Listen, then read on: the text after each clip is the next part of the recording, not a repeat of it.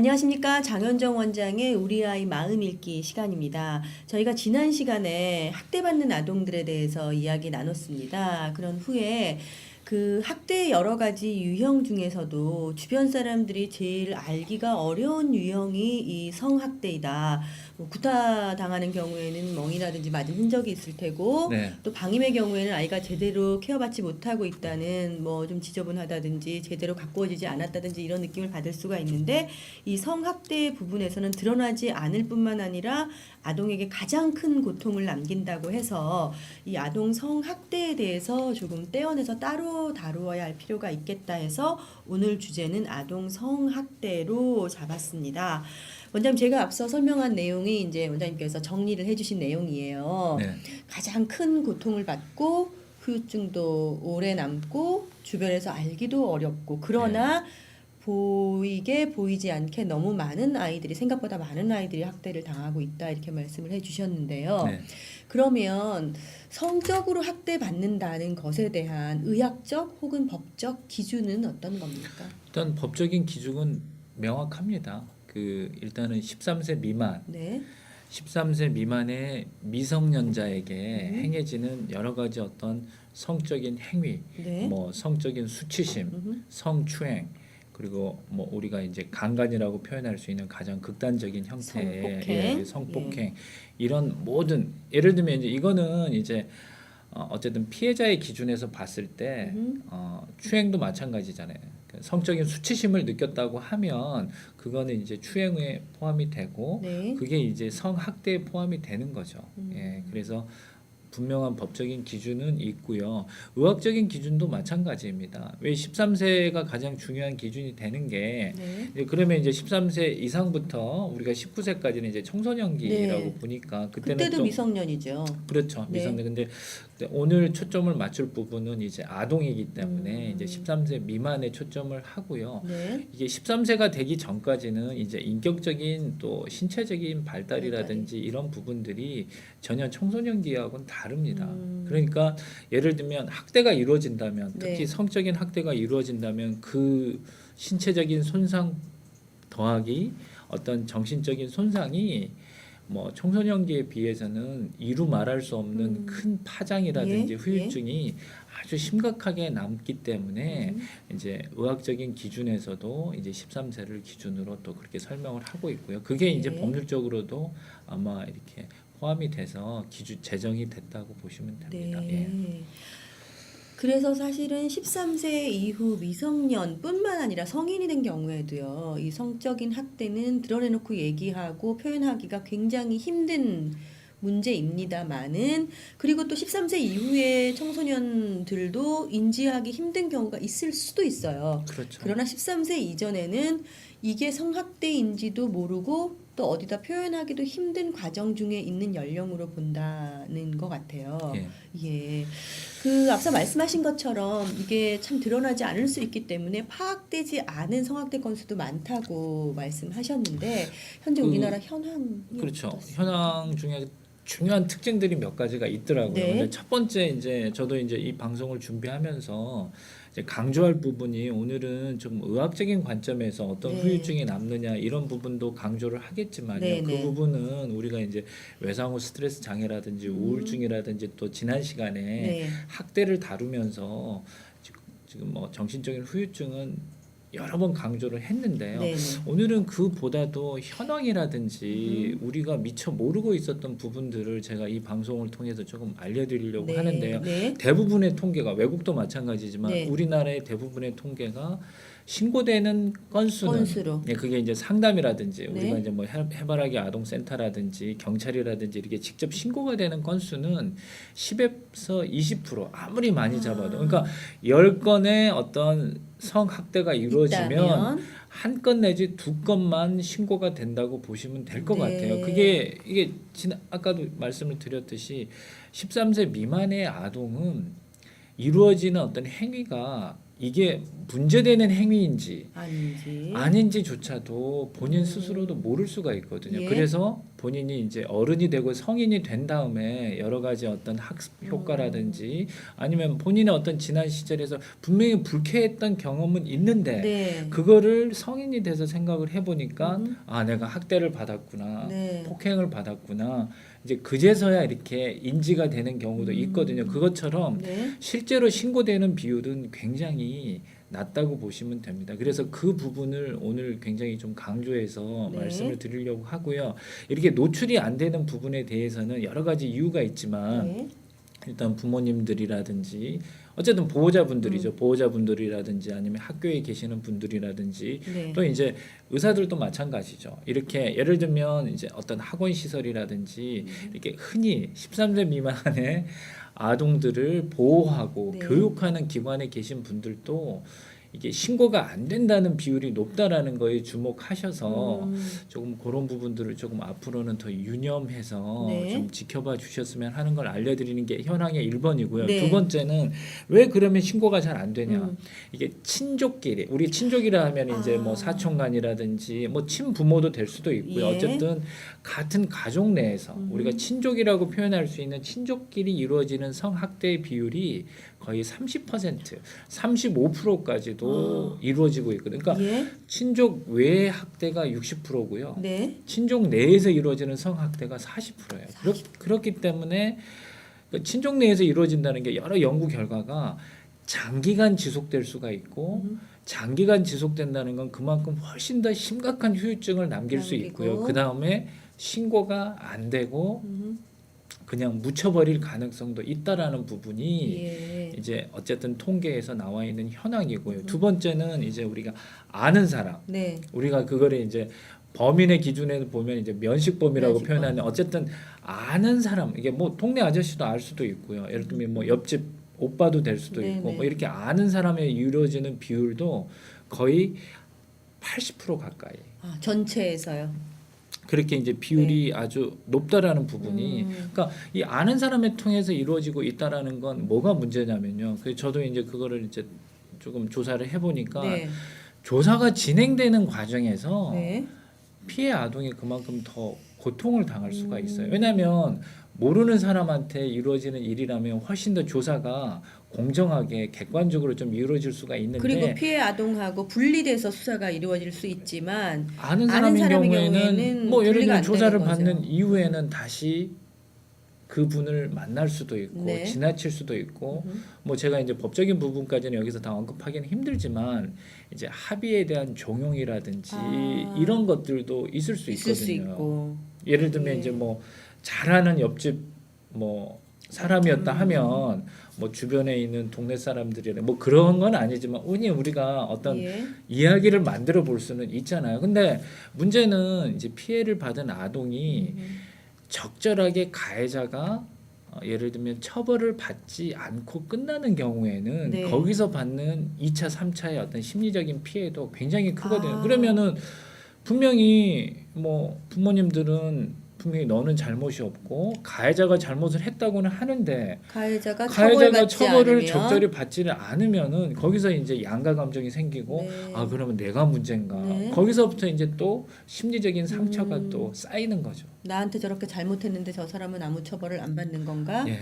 그런 거기서 생기는 뭐 네. 여러 가지 어떤 외상부터 시작해서 우울증 뭐 복합 거기서- 감정이 생기겠죠. 거기서부터도 근데 그런 감정들 자체가 인간이 사람이 정상적으로 인격이 발달하는 데 있어서 큰 어려움이 생기거든요. 네. 예. 뭐 자존감도 마찬가지고요. 예. 예. 그러니까 성학대 자체로도 발달 과정에 장애가 되지만 그 2차 처벌을 적절히 받지 않는 것에서도 또 다른 복합적인 감정과 장애를 그 이제 갖게 당연히 된다. 그거는 이제 여러 가지 예. 소설이나 영화에서도 네. 또 나오고 있고 네. 그래서 심지어 영화에서는 본인이 성인이 된 다음에 복수. 본인이 복수를 그러니까.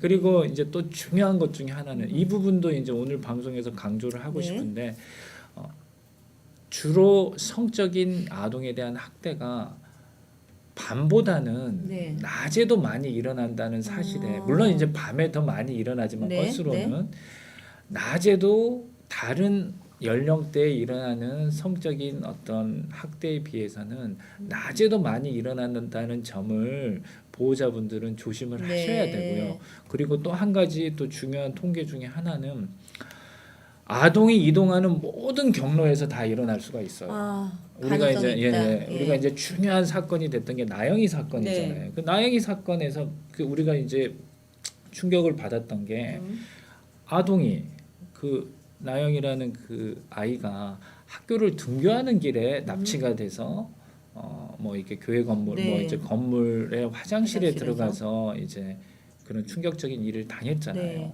그게 그것뿐만이 아니라 예를 들면 뭐 여기서 이제 학원 버스를 운전하시는 분을 저희들이 이제 그러니까요. 뭐 하겠다는 얘기는 아니지만 학원 버스를 타고 타고 가는 이동하는 버스 중이라든지 안에서도. 아니면 거기서 대기하고 있는 중이라든지 아니면 뭐 놀이터에 가는 중이라든지 네. 뭔가 우리가 사실 학교 공간도 뭐 학교 있을 공간도 수 있는 일이죠. 얼마든지 있을 수 네. 있고 또 뭐 저도 오늘 또 뭐 이렇게 그 기사를 읽다 보니까 네.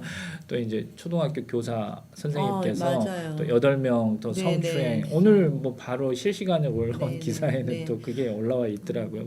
그것처럼 만약에 주의 깊게 아동을 보호를 하신다면 아동이 이동하는 모든 경로에서 정말 뭐 우리가 그러면 어떻게 세상을 살아가냐 할 정도지만 모든 이동하는 경로가 어떤 성학대에 노출될 수 있기 때문에 예. 이제 그 점도 오늘 제가 현황에서 이제 한 가지 더 알려드리는 점이죠. 예, 그러니까 초반에 말씀하신 친족 간의 가족 간의 성학대가 많이 일어난다고 하셨는데 그런 경우에는 사실 아이가 성적인 학대를 받거나 약간의 불안함을 보일 때 신고를 해줘야 되는 부모가 가해자일 경우에는 신고 자체가 안 일어나는 경우가 있을 것 같다는 생각이 들고요.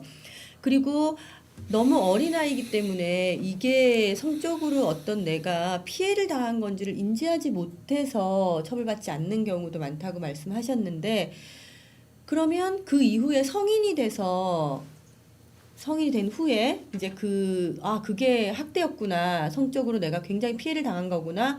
인지하고 난 후에 해소가 잘 안 되죠. 그래도 그렇죠. 거기에 대해서 네. 이미 받은 상처에 대해서는. 근데 그 부분이 이제 2년 전에 예. 사실 이제 나영이 사건 이후에 이제 국회에서도 여러 번 이제 법을 보완을 하려는 예를 들면 이제 공소시효 기간이 사건이 일어난 이후에 바로 끝나는 게 아니라 예. 뭐 아동이 성인이 돼서 인지했을 때부터라든지 아니면 성인 이후부터 공소시효 기간을 만든다든지 아니면 공소시효를 없앤다든지 하는 네. 그런 보완이 되는 법안이 오늘 검색을 했는데도 그러니까요. 아직도 예, 안 되고. 보완이 안 돼 있더라고요. 사실 그러니까 그 유형을 보면서 원장님께서도 이게 성인이 돼서 인지한 이후에 신고하면 그때부터 조사가 들어갈 수 있도록 해야 되는데 그때는 공소시효가 끝난 경우가 많더라 이렇게 얘기를 하셔서 이제 검토를 해 보셨고 저희가 찾아본 바에 의하면 올해 11월 20일 얼마 안 됐어요. 예. 11월 20일에 그 국회의원 이자스민 의원이 아동 청소년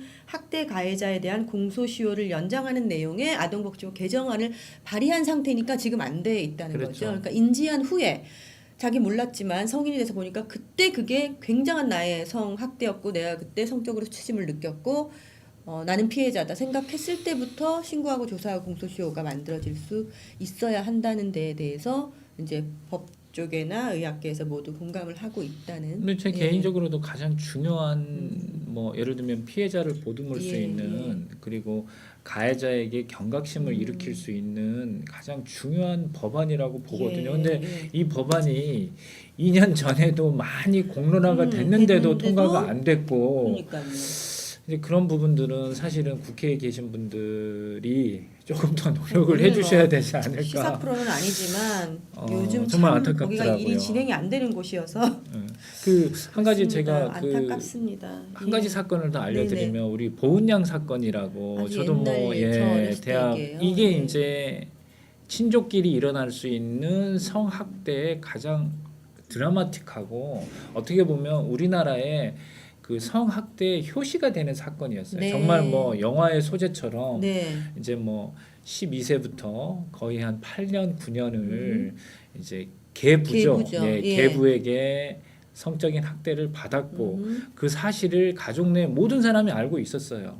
어머니뿐만이 아니라 다른 이제 이복 네. 형제들도 알고 있었는데 아무도 도와주지 않은 거죠. 이제 당시에 이제 이분이 이제 집행유예를 받은 이유가 그렇게 다른 가족들도 알고 있었음에도 계속적으로 희생자 역할을 물론 이제 다른 가족들도 그 계부가 너무 무서워서 신고를 못했지만 결국에는 이제 결국에는 뭐 남자친구가 네. 계부를 살인을 살해했죠. 하면서 예. 이제 이게 더 이제 극적으로 더 센세이션이 일으켰던 사건인데 근데 그런 것처럼 이렇게 장기간 이루어질 수 있다라는 부분은 역시 이 친족 내에서 이루어지는 사건이 크고요. 네. 그런 부분에서는 이제 어머니의 역할이 상당히 네. 좀 중요하거든요. 오늘은 좀 시간 관계상 그 병리적인 왜 친족 내에서 이렇게 일어날 수 있고 계속 네. 묻힐 수 있느냐라는 부분을 정신병리적으로 해석하는 것도 참 많이 있습니다. 네. 근데 그것만 하더라도 네. 오랜 시간을 얘기를 그래도 해야 돼요. 잠깐만 좀 해주세요. 왜 그 성학대가 일어나고 가족들이 알고 있는데 특히 되게 이제 어머니가 그거를 처리를 못할 해결을 못하는 여러분 경우는 두 가지로 해석하시면 돼요. 굉장히 공격적이고 뭐 주도적인 남편인 경우에는 네. 어머니가 이제 주눅이 들기 때문에 무서워서 마치 이제 지금 보은양 사건 같은 네. 경우고요. 두 번째는 이제 남편이 굉장히 무능하고 예를 들면 그러니까 아내가 주도적이고 아내가 집안 살림을 다 챙기지만 마치 아들을 하나 돌보듯이 그러니까 이제 예를 들면 이제 그 돌보는 데 있어서의 뭐 선물이라는 개념은 아니지만 어떤 보상의 차원에서 자꾸 이제 잘못한 걸 놔두는 잘못한 거를 이제 이해해주고 밝히지 않고 이게 참 이게 특이한 경우지만 네, 그런 그 어떤 좀 두 이해가 가지 안 어떤 가네요. 관계로 이렇게 해석을 하는 거죠. 예를 들면 아까 보은양 사건처럼 너무 이렇게 무서워서. 가해자가 너무 무섭고 마치 이제 살인을 저지를 것 같고 예를 들면 경제적인 어떤 또 학대를 계속 할 것 같으니까 쉬쉬한다든지 이렇게 할 수가 있지만 또 다른 반면으로서는 다른 이유로서는 이제 남편이 제 역할을 못하지만 주도적인 역할을 아내가 하지만 마치 이제 본인이 그런 사실들을 다 통제해서 가는 그런 역할. 또 이제 해석은 또 그렇게 하고 있더라고요. 예, 뭐 이해가 되지 않는 부분이지만 그런 경우도 있다라는 그러니까 예. 가족 가족 내 역동이 그렇게도 해석이 된다라는 그렇군요. 부분이죠. 예. 그러면 학대 유형에 대해서 조금 그 학대 유형은 이제 의외로 쉽습니다. 네. 그러니까 이제 접촉을 통해서 이루어지는 행위들, 네. 그러니까 접촉을 하지 않고 이루어지는 행위들에 따라서 이 모든 것들을 이렇게 구분을 할 수가 있고, 폭력인 성폭행이냐 추행이냐를 나누는 것과 비슷하겠네요. 예, 그러니까 이제 접촉성과 비접촉성 이 행위로 나누고요. 비접촉성 행위는 우리가 쉽게 알고 있습니다. 바바리맨 있잖아요. 네. 예를 들면 이제 가해자가 접촉을 하지 않은 상태에서 자신의 성기를 노출하는 네. 거.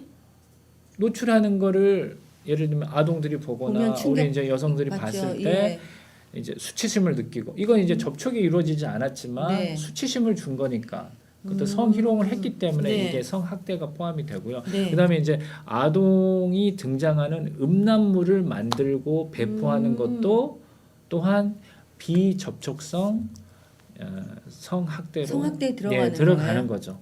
그 두 가지만 일단은 기억을 하시면 되고 나머지는 전부 접촉성이에요. 접촉성인데 제가 오늘 이제 사실은 접촉성 행위의 12가지에 대해서 상세히 설명을 해드리려고 했는데 시간도 그렇고 오늘의 초점은 현황을 알려드리고 우리가 조금 더 경각심을 가져야 된다는 부분을 알리기 위해서 이 접촉성 성행위의 중요한 거 한 가지만 알려드릴게요. 드라이 섹스라는 그런 이제 행위를 속어로 표현을 한 게 있는데 그게 상당히 유형이 건수가 상당히 많습니다. 그건 어떤 거냐면 우리가 이것도 접촉이 이루어지는데 예를 들면 본인의 성기를 그러니까 가해자가 성기를 이제 아동의 신체 여러 부위에 이렇게 접촉을 하면서 그러니까 뭐 비빈다든지 아니면 그러니까 그거를 이제 속어로는 그렇게 표현이 돼 있더라고요. 근데 왜 제가 그런 얘기를 하냐면요. 사실은 그런 상황을 아동이 겪었을 때 우리가 이제 실제로 이제 접촉해서 뭐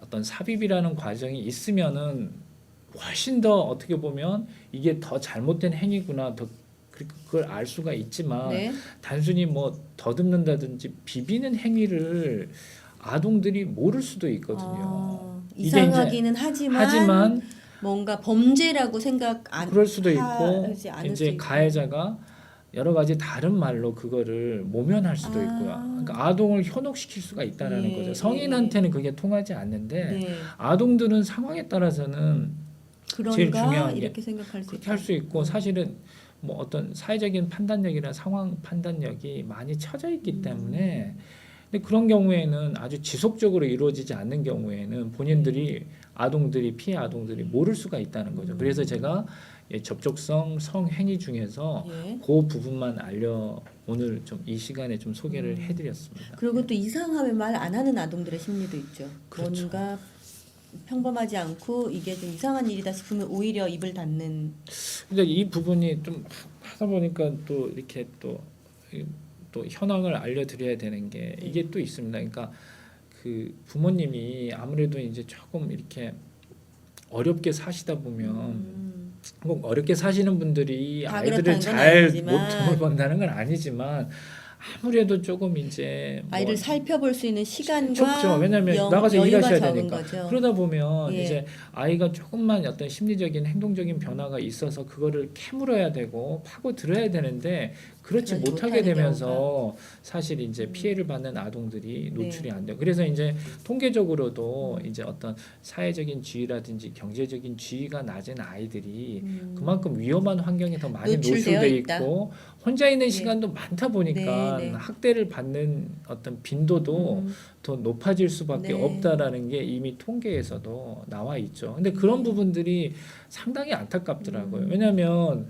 그렇지 않아도 본인이 살아가는데 네. 경제적으로든 환경적으로 힘든데 이런 어떤 극단적인 어떤 범죄까지 노출이 돼야 된다라는 게 좀 저도 준비하면서 네. 좀 안타까운 부분이었죠. 예. 네.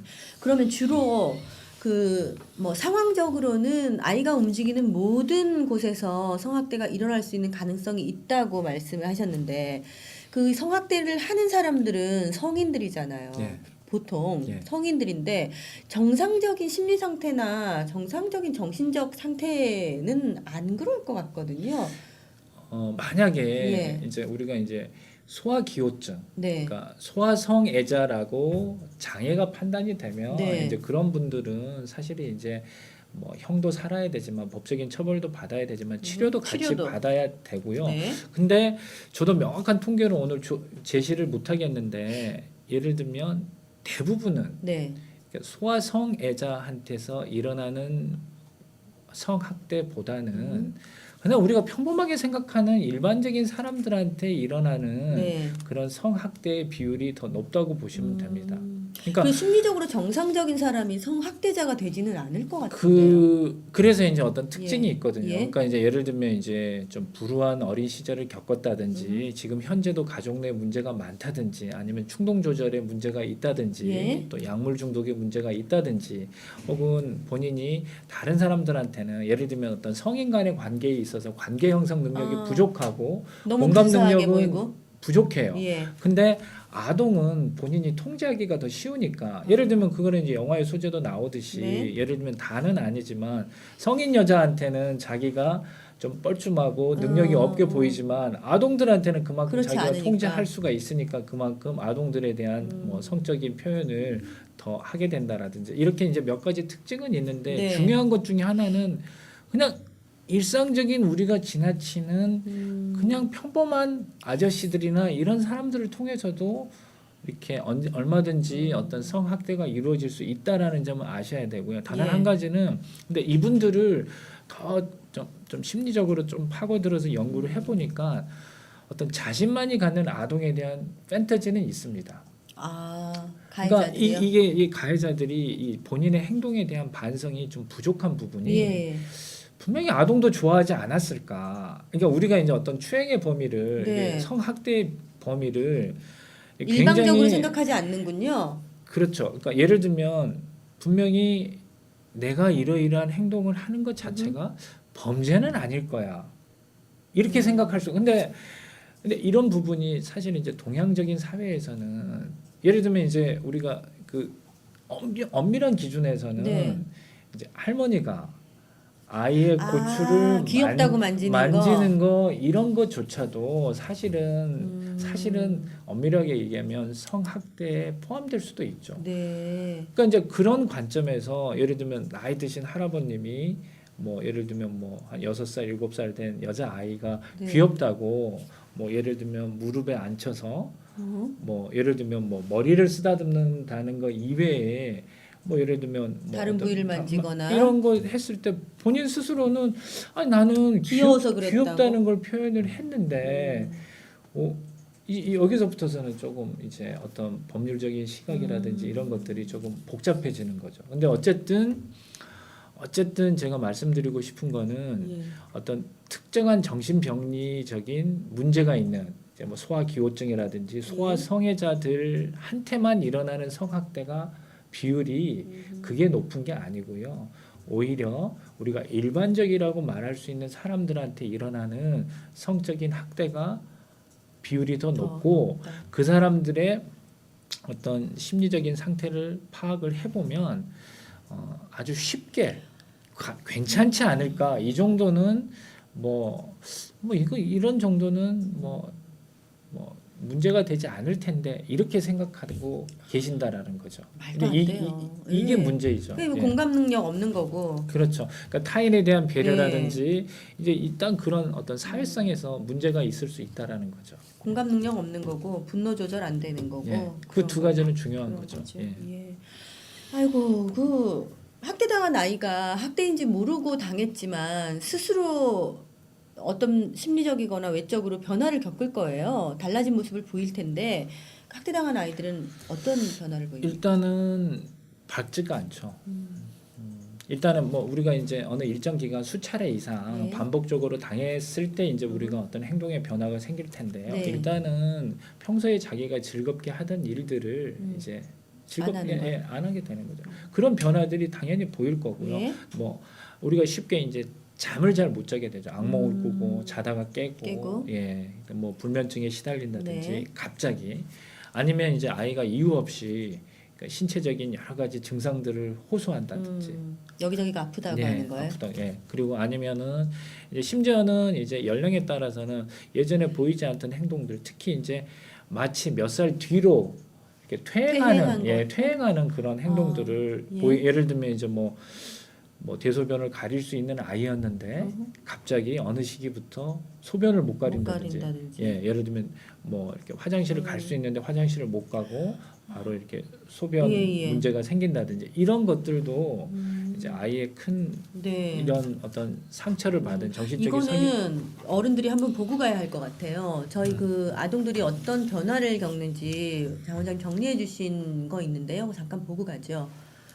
좋아하던 놀이를 예전보다 즐기지 못하고 악몽을 자주 꾸고 밤에 잘 못 잔다. 네. 그리고 낯선 사람들에게 지나친 공포를 보인다. 평소에 그 아이에 비해서 예전에 안 그랬는데 원래 공포를 보였다는 아이가 아니고 예전에는 갑자기. 뭐 그렇지 않았는데 그리고 죄책감으로 괴로워한다. 그렇죠. 내가 뭐 잘못된 건가 이렇게 생각한다는 그렇죠. 거죠. 예. 평소와 다른 행동을 보이고 말씀하신 것 같은 퇴행 현상을 보이고 그리고 이유 없는 신체 증상을 호소한다. 여기저기가 아프다고 자꾸 얘기한다. 뭐 우울증이 있어서 또 나올 수도 있는 거고요. 그 뒤로. 예.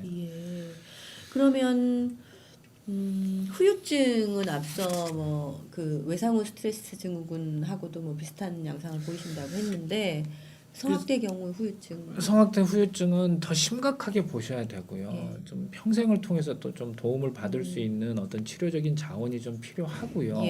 이게 이제 다른 학대에 비해서는 이제 한 가지가 더 가중이 되는 게 그러니까 정상적인 인간으로 발달을 하는 데는 신체적인 성숙도 필요하고 인격적인 성숙도 필요하지만 이 성적인 어떤 발달도 필요하거든요. 당연히 성인이 됐을 때는 내가 결혼도 해야 되고 배우자도 만나야 되고 예를 들면 연애도 해야 되잖아요. 근데 그런 부분들을 진행하는 중에 어떤 남성이면 남성, 이성에 대한 어떤 왜곡된 어떤 현상들이 다 생기는 건 아니지만 자연스러운 공감이나 자연스러운 성인으로서의 발전, 자연스러운 관계 형성이 안 되는군요. 네, 더 직접적으로 얘기하면 뭐 네. 예를 들면 이제 성적인 여러 장애들이 생길 수 있다라는 거죠. 예를 들면 이제 뭐 배우자와 이렇게 이제 성적인 교감을 나눌 때에도 문제가 있다든지 아니면 극도로 그걸 회피한다든지 네. 아니면 거꾸로 너무 또 그쪽에 또 이렇게 집착하는. 집착을 하게 되는. 그러니까 이거는 이제 과하거나 없거나 하는 부분이 여러 가지. 그러니까 우리가 그런 것들은 다 장애로 표현할 수가 예, 있거든요. 예. 이제 그런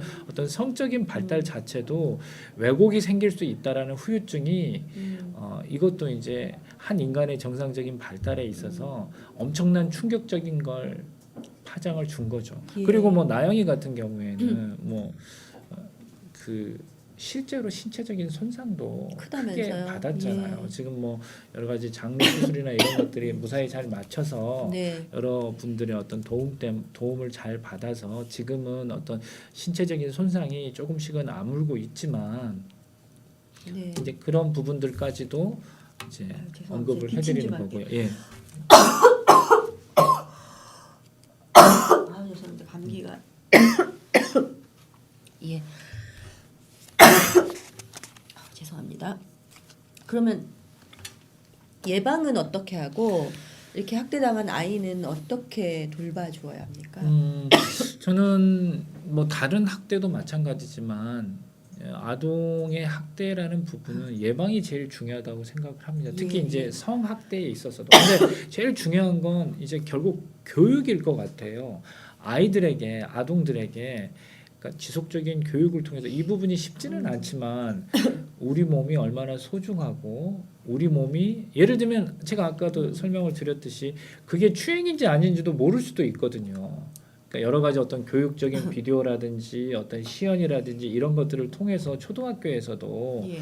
분명히 이런 부분은 잘못된 거고 이런 것들을 경험하게 됐을 때는 분명히 신고를 해야 되고 알려야 되고 그래야지만 그리고 또 이제 아동을 잘 보호할 수 있는 예를 들면 이제 부모님 입장에서는 이 정도까지 해야 될 거냐라는 생각을 하실지는 모르겠지만 특히 이제 혼자 이렇게 두게 되는 상황에서는 이제 얼마든지 주변에 있는 사람들이 이제 문제가 있을 수 있다라는 물론 이제 그렇게 의심만 하고 살 수는 없지만요. 그래도 어쨌든 그런 부분들을 조금은 더 예방적인 차원에서는 조금 해야 하고요. 생각을 하셔야 되고요. 학대받은 아이한테는 학대를 받은 아이한테는 실제적으로 우리가 이제 아까 제가 이제 설명을 해드렸듯이 예. 우리 각 지자체에 해바라기 아동센터라고 이제 만들어져 있습니다. 예. 예, 그 홈페이지라든지 근데 그쪽에서는 이제 원스톱 서비스도 제공할 수 있고요. 네. 이제 상담도 얼마든지